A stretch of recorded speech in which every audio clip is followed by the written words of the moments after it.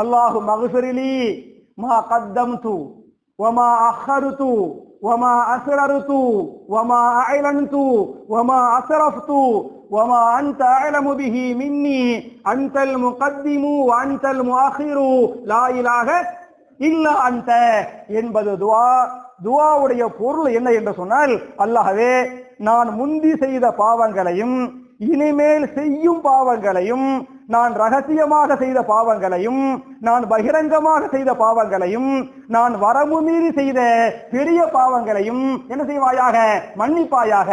அல்லாஹ்வே நான் செய்த பாவங்களை என்னை விட நீயே அதிகம் அறிந்தவன், எனவே எல்லா பாவங்களையும் மன்னித்து விடுவாயாக.